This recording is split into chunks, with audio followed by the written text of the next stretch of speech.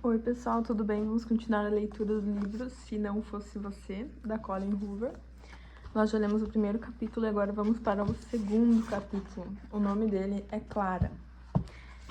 Se vocês entenderem um pouco a referência, lembrem que o Chris falou que se eles tivessem uma filha, o nome seria Clara.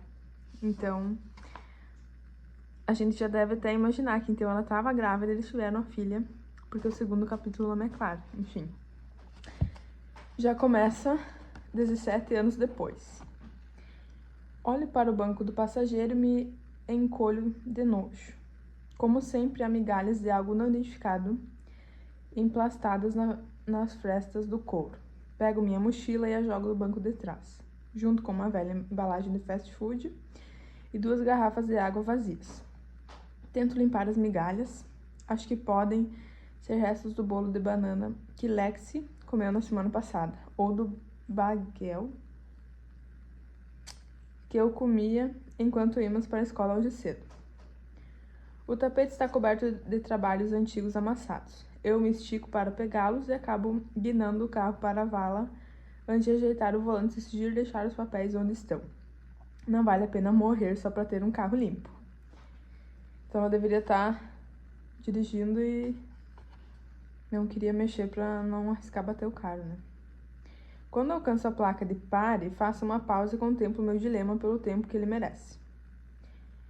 Posso seguir para casa, onde minha família se prepara para um dos tradicionais jantares de aniversário, ou posso pegar um retorno e voltar ao topo da colina, onde acabei de passar por Miller Adams, parado no acostamento. Ele me evitou o ano inteiro, mas não posso deixar alguém que conheço mais ou menos ilhado neste calor. Não importa que exista um clima esquisito entre nós, mas quase 40 graus lá fora. Meu ar-condicionado está ligado, mas gotas de suor escorrem por minhas costas, ensopando meu sutiã. Lexi usa o mesmo sutiã por uma semana inteira antes de lavá-lo. Ela diz que joga desodorante nele todas as manhãs. Para mim, usar um sutiã 2 vezes sem lavar é quase tão ruim quanto usar a mesma calcinha por 2 dias seguidos. Que pena que a filosofia de limpeza que aplico aos meus sutiãs não é válida para o meu carro. Dou uma fungada e sinto cheiro de mofo. Cogito borrifar um pouco de desodorante que guardo no porta-luvas, mas decido que se eu voltar para dar carona a Miller, meu carro vai estar cheirando desodorante fresco. E não sei o que seria pior, um carro com cheiro natural de mofo ou um carro que cheira desodorante de propósito, para cobrir o cheiro de mofo. Não que eu queira impressionar Miller Adams, é difícil me preocupar com a opinião de um cara que parece fazer questão de me evitar, mas por algum motivo me importo. Nunca contei isso para Lexi, porque fico com vergonha, mas no começo do ano, eu e Miller nos tornamos vizinhos de armário. 2 horas depois, Charlie Banks ocupou esse posto. Perguntei se tinham mudado o armário dele, e Charlie me contou que Miller lhe deu 20 pratos para trocarem. Talvez não tenha nada a ver comigo, mas pareceu pessoal. Não sei bem o que fiz para Miller não gostar de mim, e tento não me importar com o motivo por trás disso, mas não gosto do fato dele não ir com a minha cara. Então nem a pau que eu vou ter a oportunidade de desfazer essa impressão, porque eu sou legal, droga. Não sou essa pessoa horrível que ele pensa que sou. Pego o retorno, preciso que a opinião de Miller sobre mim mude, mesmo que seja apenas por puro egoísmo. Quando chego ao topo da colina, eu o encontro parado ao lado de uma placa, segurando o celular. Não sei onde está seu carro, e Miller com certeza não parou no meio da estrada durante uma corrida. Ele está de calça jeans azul desbotada, a camisa preta, por si só, itens mortais neste calor, mas juntos? É estranho encontrar alguém que busque morrer de insolação, mas cada um sabe de si. Miller me observa enquanto faço a volta e estaciono logo atrás de seu carro. Ele está a cerca de 1,5 metros de distância da frente do veículo, então eu vejo um sorrisinho em seu rosto, enquanto guarda o celular no bolso e me encara. Não sei se Miller compreende o efeito que sua atenção, ou falta de, pode causar em alguém. Ele olha para as pessoas de um jeito que faz com que se sintam a coisa mais interessante já vista no mundo. De algum jeito, seu corpo inteiro participa do olhar, ele se inclina para a frente, as sobrancelhas unidas de curiosidade. Concorda com a cabeça, escuta, ri, franze a testa. Suas expressões ao ouvir os outros são cativantes. Às vezes eu fico observando de longe enquanto ele conversa com as pessoas, sentindo uma inveja secreta por receberem sua atenção. Sempre me perguntei como seria ter uma conversa de verdade com ele. Eu e Miller nunca nem nos falamos, mas já notei seus olhares no passado, e apenas uma gota minúscula de sua atenção me deixaria arrepiado. Estou começando a achar que eu não devia ter pegado o retorno, mas é tarde demais e estou aqui. Então abro a janela e engulo o nervosismo. O próximo ônibus vai demorar pelo menos 30 dias para passar por aqui. Quer uma carona? Miller me encara por um instante e depois olha para trás, para a estrada vazia, como se esperasse que uma opção melhor aparecesse. Ele seca o suor da testa, então fita a placa que segura. O nervosismo que embrulha meu estômago é um sinal claro que eu me importo muito com a opinião de Miller Adams, por mais que eu tente me convencer do contrário. Odeio esse clima esquisito entre nós, apesar de eu não ter ideia do motivo por trás desse estranhamento, mas a forma como ele foge de mim dá a impressão de que tivemos problemas no passado, quando na verdade nunca interagimos. É quase como terminar com um cara e depois não saber como manter uma amizade com ele.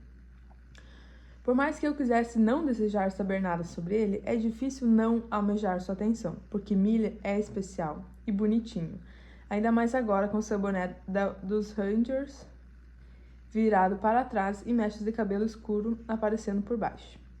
Ele precisa muito de um corte. Geralmente seu cabelo é muito curto, mas notei que depois das férias de verão está bem mais comprido. Gosto dele assim. Também gosto dele curto. Merda. Eu estou prestando atenção no cabelo de Miller. Sinto como se meu subconsciente tivesse me traído. Ele está chupando um pirulito e é comum o seu vício em pirulitos é engraçado. O que é comum. Seu vício em pirulitos é engraçado, mas também passa a impressão de arrogância. Eu acho que caras inseguros não andariam por aí chupando bala com tanta frequência. Mas Miller sempre aparece na escola com um pirulito na boca e geralmente está com outro no final do almoço. Ele tira o pirulito e lambe os lábios e me sinto exatamente como uma adolescente suada de 16 anos que sou. Suada. Suada. Você pode vir aqui por um segundo? Pergunta ele. Estou disposta a lhe dar uma carona, mas sair nesse calor não faz parte dos meus planos. Não, está quente. Ele acena para que eu me aproxime. Vai ser rápido. Depressa antes que me descubram. Eu não quero mesmo sair do carro. Estou me arrependendo de ter voltado, apesar de finalmente ter conseguido a conversa com ele que eu sempre quis. Mas é uma escolha difícil. Conversar com Miller é levemente melhor do que vento gelado do ar-condicionado do meu carro. Então, reviro os olhos. Dramática antes de sair do veículo. Preciso que ele entenda o grande sacrifício que eu estou fazendo. O betume fresco do pavimento gruda na sola dos meus chinelos. Faz vários meses que essa estrada está em obras e tenho quase certeza de que meus calçados vão para o lixo por causa disso. Ergo um dos meus pés e olho para a sola cheia de piche, gemendo. Vou te mandar a conta pelos meus sapatos. Miller lança um olhar questionador para meus chinelos. Isso aí não é um sapato. Olho para a placa que ele agarra. É a que indica os limites da cidade mantida de pé por uma plataforma de madeira improvisada. Apoiada por 2 sacos de areia enormes. Por causa da obra, nenhuma das placas está presa no chão. Miller seca o suor da testa e então se inclina para baixo, pega um dos sacos de areia e oferece para mim. Carrega isto e venha comigo. Resmungo quando ele larga o saco de areia nos meus braços. Ir aonde com você? Ele indica a direção de onde acabei de vir com a cabeça. A uns 6 metros de distância. Miller devolve o pirulito para a boca, pega o outro saco de areia e joga tranquilamente por cima do ombro, então sai arrastando a placa. A plataforma arranha o pavimento e pedacinhos de madeira quebram.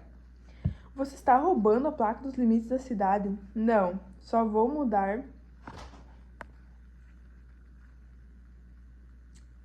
Acho que não vai dar certo. Não, só vou mudar o lugar dela. Ele continua andando enquanto fico parado, observando o arrastar a placa. Os músculos em seu antebraço estão repuxados e me pergunto como é a aparência do restante do seu corpo fazendo tanto esforço. Pare com isso, Clara. O saco de areia faz meus braços doerem e minha libido está acabando com meu orgulho, então com relutância começo a segui-lo pelos 6 metros. Eu só queria te oferecer uma carona, digo para ele. Nunca imaginei que acabasse no clube, seja lá o que está acontecendo. Miller endireita a placa, joga seu saco de areia na base da madeira, tira o outro saco dos meus braços. Ele o coloca no lugar e ajeita a placa na direção certa. Então tira o pirulito da boca e sorri. Perfeito, valeu. Ele seca as mãos nas calças jeans. Posso pegar uma carona até a minha casa? Eu juro que ficou uns 10 graus mais quentes no caminho para cá. Eu devia ter vindo com a picape. Aponto para a placa. Por que mudamos essa placa de lugar? Ele vira o boné de frente e abaixa a aba para bloquear o sol. Moro a 1,5 km daqui para o lado de lá, diz Miller, apontando por cima do ombro com um dedão. Minha pizzaria favorita não entrega fora dos limites da cidade, então, toda semana, eu mudo a placa um pouquinho do lugar. Meu plano é que ela fique do outro lado da nossa garagem antes de terminarem as obras e a cimentarem no chão. Você está mudando os limites da cidade para comer pizza? Miller começa a andar em direção ao meu carro. É só 1,5 km. Não é ilegal adulterar placas de estrada? Talvez seja, não sei. E começa a segui-lo. Vamos ver. Por que você está mudando a placa um pouco por vez? Não é melhor levar tudo de uma vez? Por outro lado da sua garagem? E ele abre a porta do passageiro. Se eu for mudando aos poucos, é mais provável que não percebam. Bom argumento. Quando entramos no carro, tiro os chinelos cheios de piche e aumento a graduação do ar condicionado. Miller coloca o cinto e pisa nos meus trabalhos. Ele se inclina para baixo e pega os papéis, então começa a folheá-los e analisar minhas notas. Só 10, diz ele, colocando a pilha no banco de trás. É algo que acontece naturalmente ou você estuda muito? Nossa, que encherido. É um pouco das duas coisas. Começa a sair do acostamento quando Miller abre o porta-luvas e olha lá dentro. Ele parece um cachorrinho curioso. O que você está fazendo? E ele pega meu desodorante. Para o caso de uma emergência, ele sorri e abre a tampa inalando. O cheiro é bom. Miller o devolve ao porta-luvas, depois pega uma embalagem de chicletes e tira um, me oferecendo outro. Ele está me oferecendo meu próprio chiclete. Faço que não com a cabeça, observando enquanto ele inspeciona meu carro com uma curiosidade mal educada. O chiclete não é comido, porque o pirulito continua na sua boca, mas guardado em um dos seus bolsos antes dele começar a mudar as músicas no rádio. Você é sempre tão intrometido? Sou filho único. Como se isso justificasse muita coisa. O que você está escutando? Minha playlist está em ordem aleatória, mas quem está cantando é Greta Van Fleet. Miller aumenta o volume no finalzinho da música, então vem em breve silêncio. Ela é boa? Não é ela. É uma banda de rock. O riff de guitarra de abertura da música seguinte estoura nas caixas de som e um sorriso enorme se espalha pelo rosto dele. Eu estava esperando alguma coisa mais tranquila, grita Miller. Olho de volta para a estrada, me perguntando se Millie Adams é assim o tempo todo, aleatório, encherido, talvez até imperativo.